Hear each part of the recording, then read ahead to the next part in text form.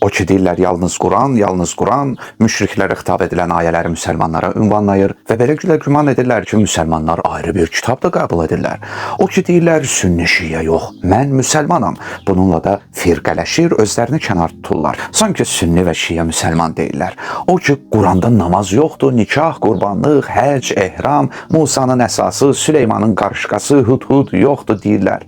Bir sual verim. Son illərdə gedən prosesləri izləyirsiniz. Müsəlmanlara edilən zülmləri görürsünüz.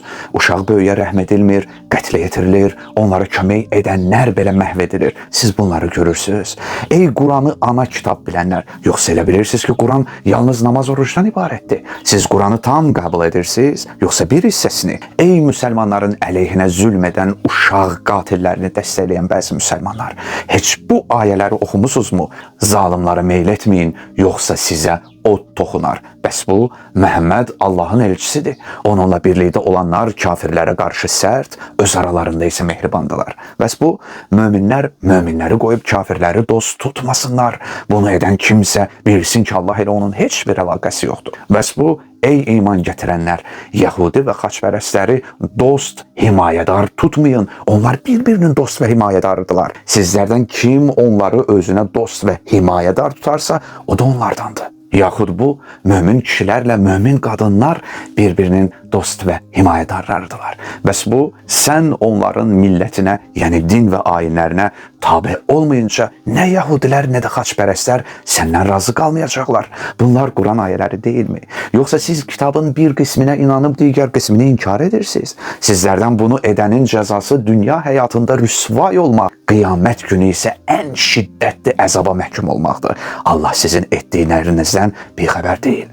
Onlar Quranı hissələrə böldülər. Rəbbinə and olsun ki, biz onların hamısından soruşacağıq törətdikləri əməllər barəsində. Siz Qurana tabi deyilsiniz. Müsəlmanlara edilən haqsızlıqlara, zülmlərə narahat olub heç olmazsa namazlarınızda dua edirsinizmi? Yoxsa mənə nə deyib İslam ümmətindən özünüzü kənar tutub sonra da sünni şiə yox, müsəlman deyirsiniz. Görürsünüz, sünni və şiələr bir-birinə necə dəstək dururlar? Ovuc boyda Məhəmməd ibn Əbdülvəhabın artıqçıları istisna olmaqla dinlərini parçalayıb firqə olanlarla sənin heç bir əlaqən yoxdur. Bax, əsl firqələşmə özünü İslam toplumundan kənarda tutmaqdır. Ey Rəbbimiz, bizi və bizdən əvvəl iman gətirmiş, yaxud imanda bizdən öndə olan qardaşlarımızı bağışla. İman edənlərə qarşı qəlbimizdə kin saxlamamıza yol vermə. Ey Rəbbimiz, üstümüzə səbir yağdır. Ayaqlarımızı sabit et və bizi kafir qövm üzərində qalib et. Bütün bunlar əzizlər Quran ayələridir. İman gətirən hamısına iman gətirməlidir.